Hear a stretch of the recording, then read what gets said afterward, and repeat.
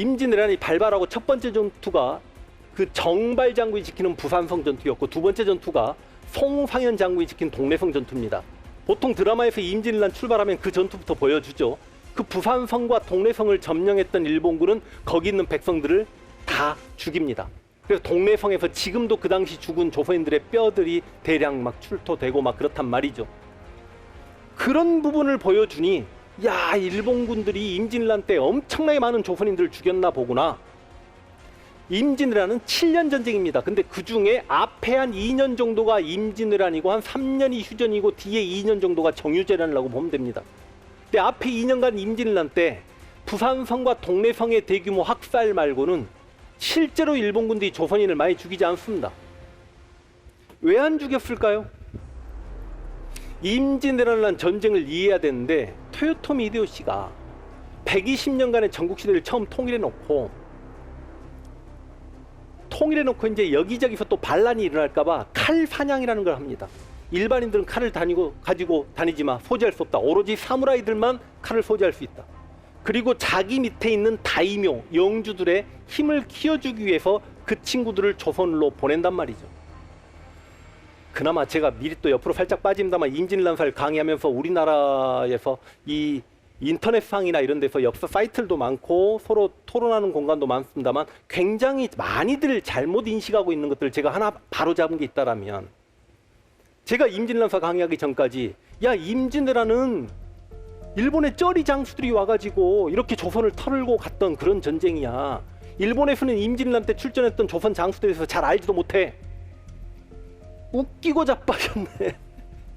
이 조선에 출정했던 일제라고 하면 안 되죠. 일본의 장수들은 일본 역사에서도 일본인들이 가장 관심을 받는 장수들입니다. 그리고 전국시대를 120년을 통틀어서 이때 토요토미 히데요시가 전국을 통일했을 때 가장 유명한 인물들이 집중돼 있고, 그 토요토미 히데요시 세력이 조선 정벌에 실패하고 나중에 도쿠가와 이에야스 세력과 누가 일본을 다 통치할 것인가 싸웠던 게 토요토미 히데요시 아들 토요토미 히데요리를 지지하는 발음이 안 좋을 수 있어요. 이스다 미츠나리 세력 서군이죠. 그리고 도쿠가와 이에야스 세력 동군이죠. 임진왜란이 1598년인데 1602년입니까? 불과 몇 년 후에 세키가하라 전투, 그 전투에서 동군이 서군을 이김으로 인해서 도쿠가와 이에야스 막부, 그게 에도 막부고, 우리 조선 후기에 일본의 에도 막부가 있었던 거 아닙니까? 그래서 일본에서는요, 가장 영화로 많이 제작되는 게 세키가하라 전투입니다. 드라마도 당연하고요. 이때 인물들을 가장 좋아합니다. 누가 더 뛰어났는가? 요즘 젊은 친구들 막 누가 소드 마스터야 막 그런 이야기 하죠. 이때 인물들이 일본인들에게 가장 인기 스타들입니다. 그 인기 스타들이 대거 조선을 침략해 왔단 말이죠. 자, 이야기가 돌아갑니다만, 이순신 장군 입장에서는 바로 옆에 우리 역사상 최악의 암군 중에 한 명이었던 선조가 있었고, 역사상 최악의 빌런 원균이 있어요. 야, 그 사이에서 참 홀로 빛나셨단 말이죠.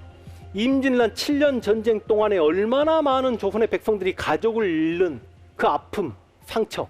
근데 이순신 장군이 또 그 아픔을 백성들과 공유합니다. 전쟁 중에 자신의 아들이 죽고, 아들 죽으면 어떻게 죽는지 아십니까? 명량에서 이순신이 승리하니까 그때 정유재란 때 나중에 미리 육지에 올라가 있었던 일본군이 이순신의 충남 아산에 있는 본가를 공격해가지고 셋째 아들 이면을 죽입니다. 난중일기에 자신의 아들 이면이 죽었을 때의 그 표현은요, 세상이 온통 해가 덮이고 온 세상이 까매지고 떼굴떼굴 굴러요. 자식이 그렇게 죽으니까. 더군다나 아버지 때문에 아들이 죽은 거 아닙니까? 그런데 그 임진왜란 중에 가장 슬픈 장면 중에 하나는, 나는 아들이 죽었음에도 마음 놓고 울어보지도 못했다. 부하들 앞에서 울었겠습니까? 근데 이제 이순신 장군이 또 전쟁 중에 어머니를 잃어요. 그 어머니 잃은 장면도 또 이순신 장군 복장 터지게 합니다. 이순신 장군께서 이렇게 누명을 뒤집어 쓰고 분명히 고문까지 당했고 옥에 갇혔으니, 당시 팔순 노모가 여수에 있다가 자기 아들 옥에 갇혔으니 그 아들 한번 보겠다고 뱃사공 끌고 나룻배 타고다 나룻배 위에서 돌아가신단 말이죠. 그러니까 이순신이 생각할 때 자신 어머니는 누가 죽인 겁니까? 선조가 죽인 거예요. 그래서 어머니와 아들 죽음을 경험했고, 그리고 하필라고 하면 안 되죠. 그렇게 열심히 잘 싸우시다가 또 마지막 전투에서 소설처럼 죽습니다. 죽는 순간에도 내 죽음을 적에게 알리지 말라가 아닙니다. 내 죽음을 우리 부하들에게 알게 하지 말라. 그러니까 이런 소설 속 인물을 상정을 해도 소설가가 욕을 얻어먹어야 될 정도의 인물이고, 그런데 그럼에도 불구하고 이순신의 바다 저자로서 네가 이순신을 진짜 존경하는 이유가 뭐냐라고 물어본다라면 저는 그걸 이렇게 이야기하겠습니다. 애민. 이순신은 정말 백성을 사랑했습니다. 전장에서 군율의 지엄함은 장난이 아니었습니다. 탈영병은 다 죽입니다. 그러나 그 백성 사랑하는 마음, 그러니까 저는 그 이순신이 나라를 사랑하는 마음이 어디서부터 나왔을까? 어린 시절부터 가족애가 상당합니다. 형님 두 분이 먼저 돌아가시는데 임관지를 옮겨 다닐 때마다 형수와 조카들 다 챙겨갑니다.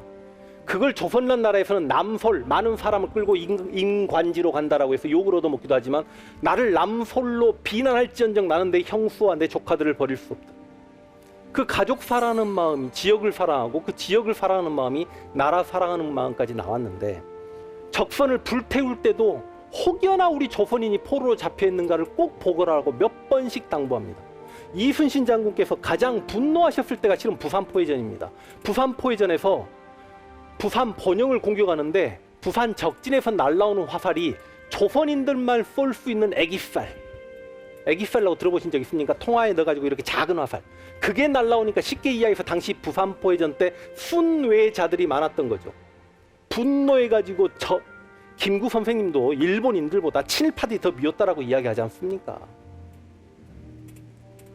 근데 그 백성을 사랑하는 마음이 여기저기 드러나고, 특히 마지막 그 명량에서 승리하시고 이제 이순신 장군 희하로 가면 모두들 산다라고 해가지고 당시 완도 고금도에 기록상으로 4만여 호가 모였다라는 기록이 있습니다. 그럼 4만여 호면 한 집에 5명의 식구를 계산한다고 하더라도 20만 명이 육박하게 되면, 보통 우리가 조선시대 한양의 인구가 20만 정도라고 보니까 당시 완도, 고금도, 그리고 해남, 강진, 마량만, 장흥 이쪽으로 해가지고 조선시대 인구가 가장 많았다는 해석이 맞습니다.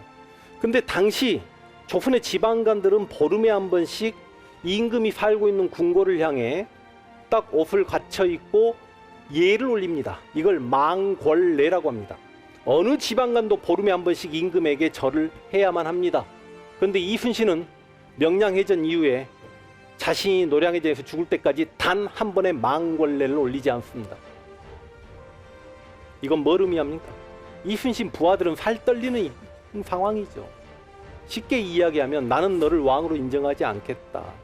이제 우리가 이런 부분 때문에 노량해전에서 이순신 장군이 혹시 돌아가신 게 아니라 어차피 자기는 이래저래 상황이 이러하니 그냥 차라리 죽음을 택했다라든지, 아니면 어디서 숨어서 평생을 여생을 사셨다든지, 이런 이제 해석도 우리가 가능한 건데요.